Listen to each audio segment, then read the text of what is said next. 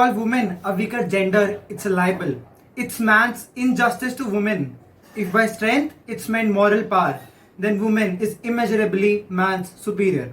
Hello everybody, I'm Parth Arora. Would like to speak about the topic Indian independence, elaborating about the role of women in Indian independence.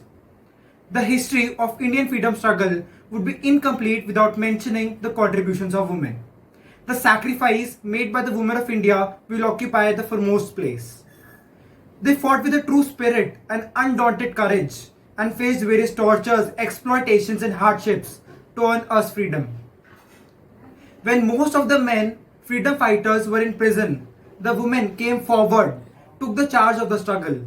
The list of great women whose names have gone down in history for their dedication and undying devotion to the service of the nation is a long one.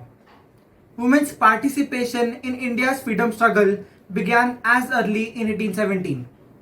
Bhimbai Holkar fought bravely against the British colonel Malcolm and defeated him in guerrilla warfare. Many women include the admiration of the leaders of the revolt. Rani of Ramgarh, Rani Jindan Kaur, Rani Tezbai daringly led their troops into the battlefield. Rani Lakshmi Bai of Jhansi, whose heroism and superb leadership laid an outstanding example of real patriotism. Indian women who joined the national movement belonged to educated and liberal families, as well as those from the rural areas and from all walks of life, all castes, religions and communities. Sarojini Naidu, Kasturba Gandhi, Vijayalakshmi Pandit and Annie Besant in the 20th century are the names which are remembered even today for their singular contribution in the battlefield and the political field. Even the British succeeded in crushing it within a year. It was certainly a popular revolt in which the Indian rules, the masses and the militia participated so enthusiastically that it came to be regarded as the first war of Indian independence. Rani Lakshmi Bai was a great heroine of this first war of Indian freedom. She showed the embodiment of patriotism, self-respect and heroism. She was the queen of a small state but the empress of a limitless empire of glory. Jallianwala Bagh Massacre.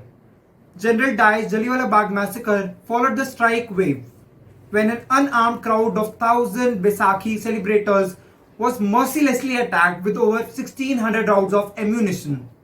The non-violent non-cooperation movement was thus launched under the leadership of leaders like Mahatma Gandhi, Lajpat Rai and Motilal Nehru.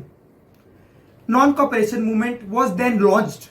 Mohandas Karamchand Gandhi returned to India from South Africa in 1915 and took up the charge for this struggle and for the self-rule and non-cooperation movement.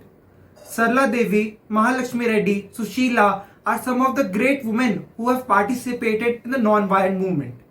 Kasturba Gandhi, wife of Mahatma Gandhi and the woman of the Nehru family, Kamala Nehru, Vijayalakshmi Pandit and Swarup Rani also participated in this national movement flag and resorted to the brutal firing.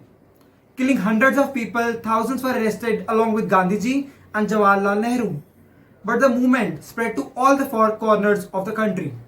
Usha Mehta and her brother persisted with the task of broadcasting and until their arrest. These acts proved the British could maintain the empire only at enormous cost due to widespread agitation. Freedom in the mind, faith in the word and pride in our souls. Let's salute the nation on its Independence Day. Jai Hind, Jai Bharat.